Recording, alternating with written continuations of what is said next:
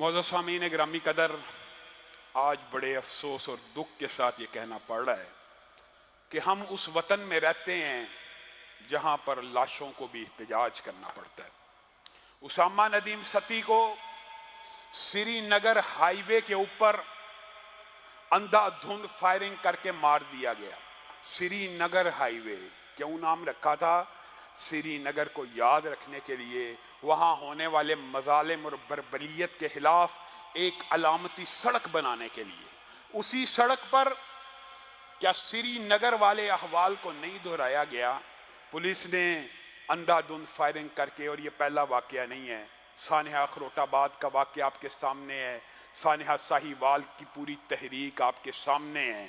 सलाहुद्दीन की बात आप भूल गए, जो पाकिस्तान के पूरे निज़ाम और मुझे और आपको मुंह चढ़ाता हुआ दुनिया से चला गया, और मुंह चढ़ाता हुआ दुनिया से चला गया कि मुझे मारा क्यों गया है, मुझे किस जुर्म में कत्ल किया गया। उसामा नदीम सती का वालिद ये पीटीआई का वर्कर था जिसने 22 साला नौजवान, पीटीआई का, खान साहब की पार्टी ने 22 साला जिद्दोजहद की इसलिए कि इस पीटीआई के 22 साला नौजवान को 22 गोलियां श्रीनगर हाईवे के ऊपर मार के हलाक कर दिया जाए। और कातिल कौन है? सबको पता है कौन है, सबको पता, कातिलों का पता है। लेकिन अब वो वजीर जो असम्बलियों में तकरीरें किया करते थे कि अल्लाह का अर्श हिल रहा है, दुरूद पढ़ के, कुरान पाक पढ़ के, कलमा पढ़ पढ़ के कस्में खाया करते थे कि अगर सानिया साहिवाल के मुजरमों को कैफिर किरदार तक ना पहुंचाया गया, ऐसा ना हुआ, वैसा ना हुआ। कहां पे हैं वो वजीर? ये बंदे जो पकड़े गए हैं इन्होंने आज़ाद हो जाना। और उसामा नदीम सती के वालिद का आप इंटरव्यू सुन लें, उन्होंने कहा मुझे इन 5 बंदों से क्या गिला है? कोई गिला नहीं।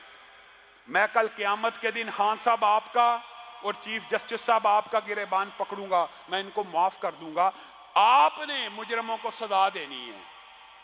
लेकिन खान साहब का सिर्फ बयान आता है सानिया साहिवाल के मौके के ऊपर कि मैं कतर से वापस आऊंगा तो निशान इबरत बना दूंगा। खान साहब अभी तक कतर से वापस नहीं आए, न सानिया साहिवाल के मुजरम कैफिर किरदार को पहुंचे हैं, न ये मुजरम कैफिर किरदार को पहुंचने हैं। सबको इल्म है क्या हो जाना। लेकिन मैंने और आपने इन मजालिम के खिलाफ सदाए एहतजाज इस बुनियाद पर तरक नहीं करनी कि कुछ नहीं होना तो हमने एहतजाज नहीं करना।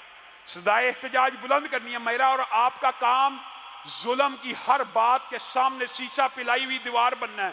कामयाबी देना, नाकामी देना, ये अल्लाह के इख्तियार में है। मैंने और आपने मायूस नहीं होना। और दूसरी बात, अमेरिका से खबरें आ रही है, अमेरिका से डेमोक्रेसी ऑन फायर, या डेमोक्रेसी इन फायर, या फायर कम्स होम। ये वो जमहूरियत है जिसका प्याला अमेरिका ने पूरी दुनिया को पिलाया।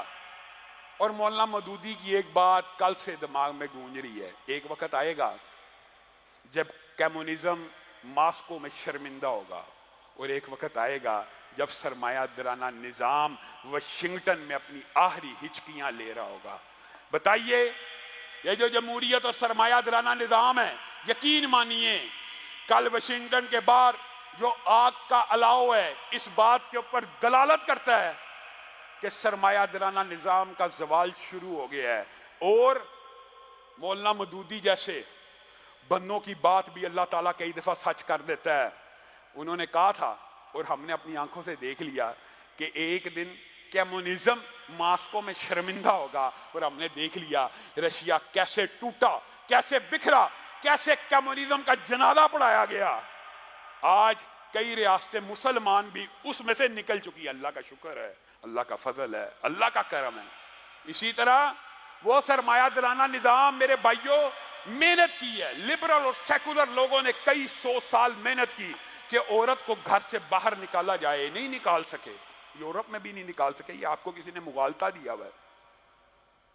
लेकिन सरमायादाराना निज़ाम ने, जो सदियों की उनकी मेहनत पूरी नहीं थी होती, सरमायादाराना निज़ाम ने ना औरत को वहां पे निकाला, बल्कि इस्लामी मुमालिक में भी इस निज़ाम की वजह से वो औरत जो इस्लामी मुआशरे में घर से बाहर नहीं थी निकलती, आज पाकिस्तान का मुआशरा देख लें, सिर्फ सरमायादाराना निज़ाम की एक जुज की वजह से। क्या जुज है आपको पता है?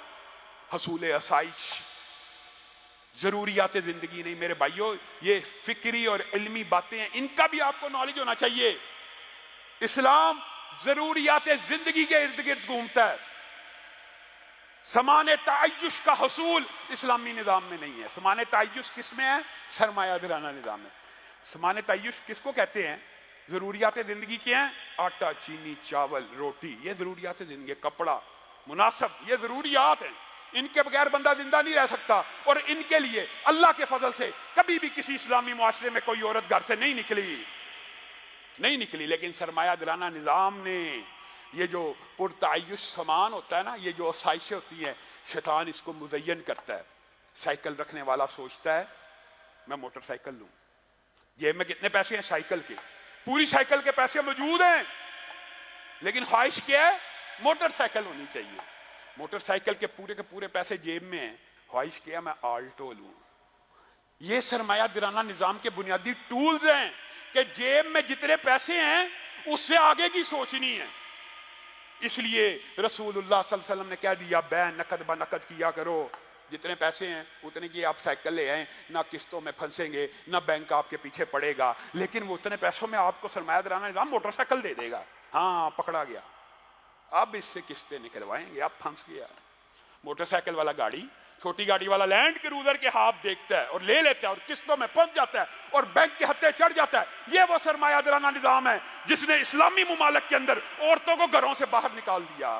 سامان تعیش کے حصول کے لیے عورت گھر سے باہر نکلی ہے. یہ وہمی باتیں کرتے ہیں جی مولوی گھر سے نکلنے کے خلاف ہے. اللہ کی قسم، ضروریات زندگی کے لیے ہو سکتا ہے کئی ایسے غریب گھرانے ہو جہاں پہ نکلنا بھی پڑتا ہو، لیکن یہ جو سرمایہ دارانہ نظام ہے اس نے پیسے کو خدا بنا لیا. اس نے یہ کہا جس کے پاس پیسہ ہے اسی کے پاس طاقت ہے، جس کے پاس پیسہ ہے اسی کے پاس آسان زندگی ہے. مسلمان کے لیے تو آسان زندگی صرف ضروریات زندگی سے چلتی چلی آ رہی ہے. بتائیے رسول اللہ صلی اللہ علیہ وسلم کے پاس کیا تھا؟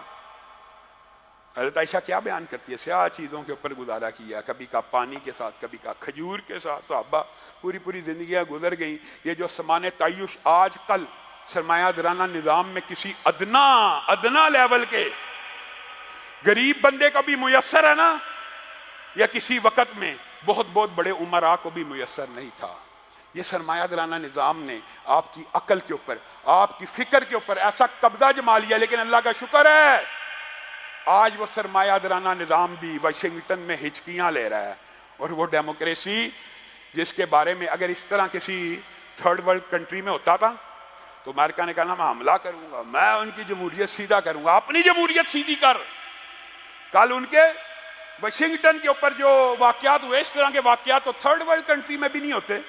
بتائیے کہاں پہ ہوتے ہیں اس طرح کے واقعات؟ کبھی ہوئے ہیں؟